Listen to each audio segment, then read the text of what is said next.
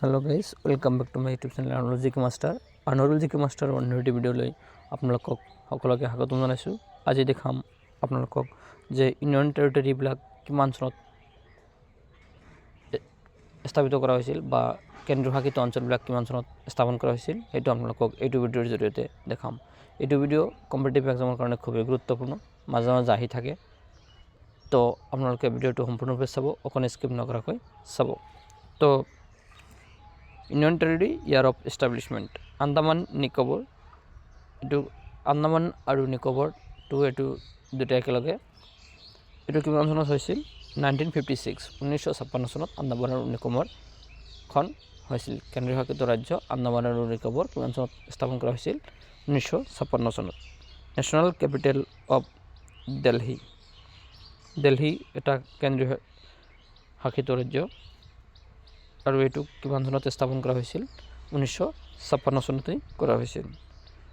লাক্ষাদ্বীপ, লাক্ষাদ্বীপটো কিমান চনত কৰা হৈছিল? 1956 চনত। লাক্ষাদ্বীপটো এটা কেন্দ্ৰীয় শাসিত ৰাজ্য। মাৰ্চড দামান দিউ and Nagar Haveli, Daman and Diu Nagar and Haveli, এইটো এটা কেন্দ্ৰীয় শাসিত অঞ্চল। 1962 এইটো কৰা হৈছিল, 61 62। পাণ্ডিচেৰী,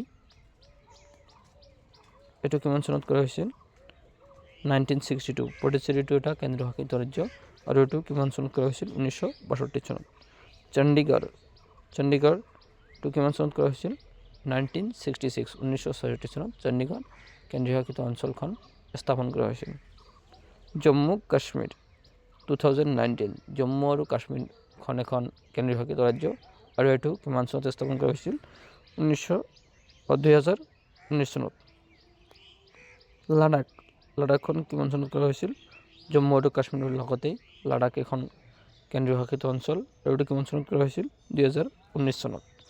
তো কেন্দ্ৰীয় শাসিত অঞ্চলৰ ওপৰত ভিডিঅ'টো এইখিনি আছিল।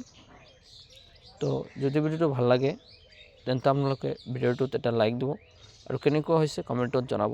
আৰু ভিডিঅ'টো বন্ধু বান্ধৱীৰ সকলৰ মাজত বেছিকৈ শ্বেয়াৰ কৰিব, কাৰণ এইবিলাক ভিডিঅ' কম্পিটিটিভ এক্সামৰ কাৰণে খুবেই গুৰুত্বপূৰ্ণ।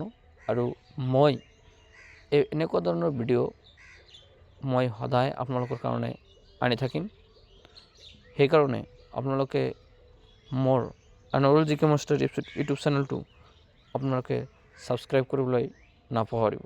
আনোৱাৰুল জিকে মাষ্টাৰ ইউটিউব চেনেলটো আপোনালোকে ছাবস্ক্ৰাইব কৰি থ'লে আপোনালোকে নতুন নতুন ধৰণৰ ভিডিঅ' আৰু নতুন নতুন আপডেট কম্পিটিটিভ এক্সামৰ কাৰণে আপোনালোকে পাই থাকিব।